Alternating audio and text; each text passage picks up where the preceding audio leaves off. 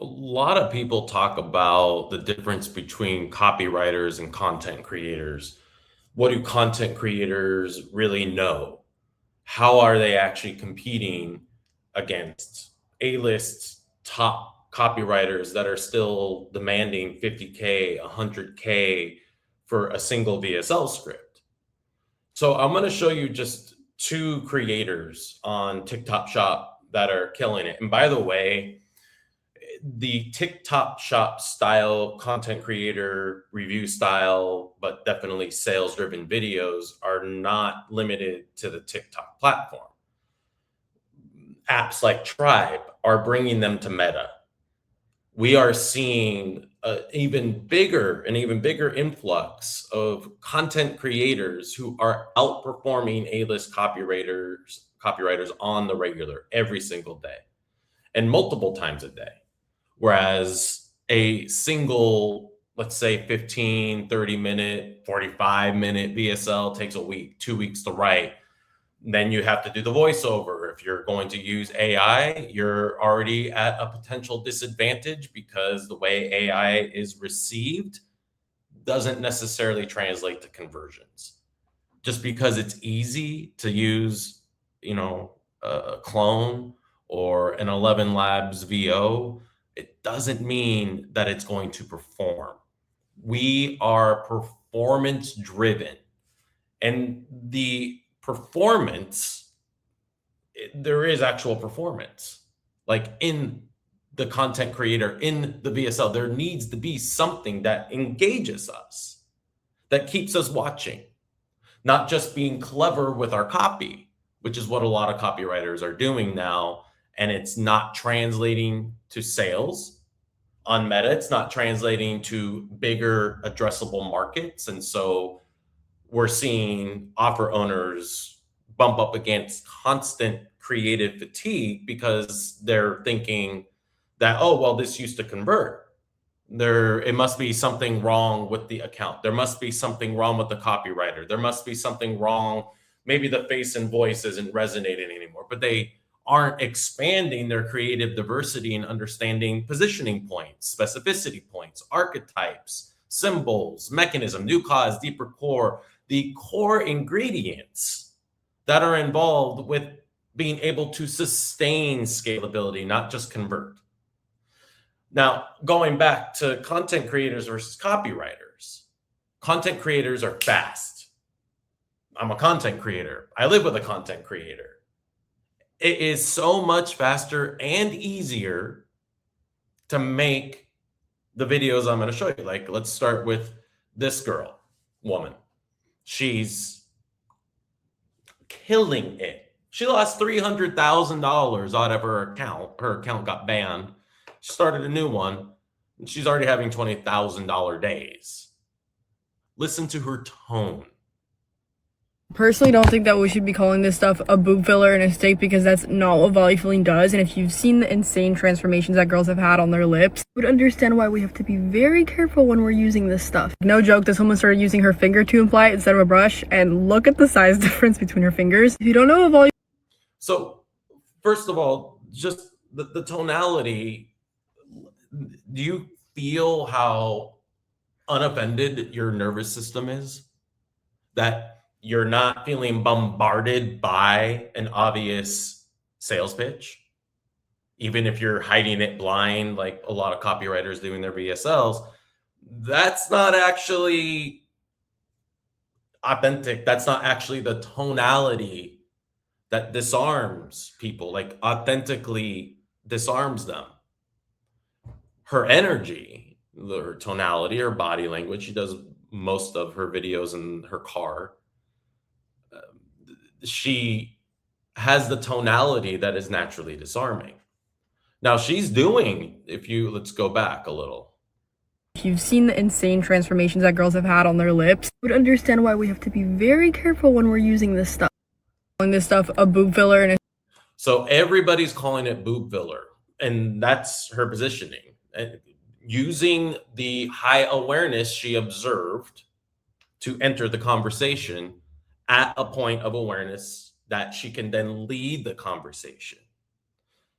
Naturally, easy, authentic, and the tonality makes it work. Mistake because that's not what volume filling does. And if you've seen the insane, and then going to the social proof, which there is a lot of. Now, a lot of it is contrived social proof, but it is still social proof that she is highlighting. And so it's piggybacking authority. It's borrowed authority. She's using other people's results as a way to prop up her positioning. Transformations that girls have had on their lips, would understand why we have to be very careful when we're using this stuff. It works so well, you have to be so careful. And it sounds like she's advocating, right? It sounds like she's got my back. And that's not something that you hear in traditional copywriter VSLs. And that's one of the reasons why they're becoming more and more archaic, because copywriters don't get the essence of what she's doing. Careful when we're using this stuff. No joke, this woman started using her finger to imply it instead of a brush. And now, this is stupid. They're just doing this where one finger is closer to the screen, right? Whatever. We've used smoke and mirrors in advertising forever.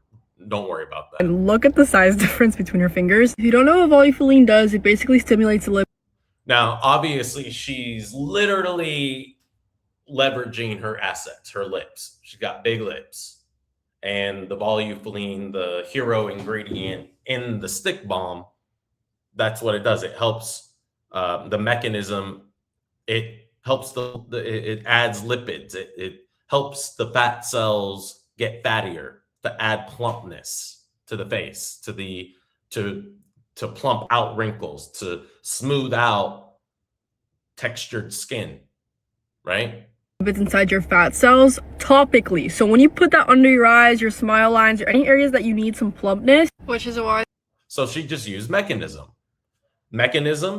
over a deeper core being that we're losing fat. She didn't really dive into that, but that, she's not even worried about collagen yet, even though there are ingredients that help stimulate natural collagen production again through the fibroblast cells. These girls are getting balloon lip, really uneven lips. So this stuff. And of course, saying balloon lips while she's plumping her already big lips. Yeah. Shameless. So fucking what? It was literally a godsend for me, except my favorite brand recently came out in the Epstein files. So everyone is switching over to the Medicube one because they added collagen. And now she's really communicating to her tribe, women who are so deeply offended by the Epstein files that they would never use any product associated with it. Now she's just created an even bigger social reason to buy collagen in here. So now we don't have to rub 5 different serums on our faces anymore, because now you're getting 5 in 1. And there's actually more ingredients in that. She could have gone bigger, but not only does this have that volume, but it has the PDRN, the collagen, all of the stuff that's giving us that Korean glass skin. And you notice, because she spoke the mechanism of the hero ingredient, she's just mentioning the other ingredients. The wow factor has already been achieved. Now it's just being propped up. And funny enough, it's already a bestseller, and they just freaking launched this, I think like literally a week ago. Literally never seen a Medicube launch so literally a lot freaking faster, and they're on flash sale today, so it's even harder to get. If you can see the link, run. And so you see how, as a matter of fact, that CTA was just natural, all in the range of tonality, emotional tonality that she started the video with. Then we go over here. Now, this kid, he just bought a Lamborghini from less than a year's work on TikTok Shop, from zero to Lamborghini. And he's not authentic. He's kind of a little creep, but he does really well. Check it out.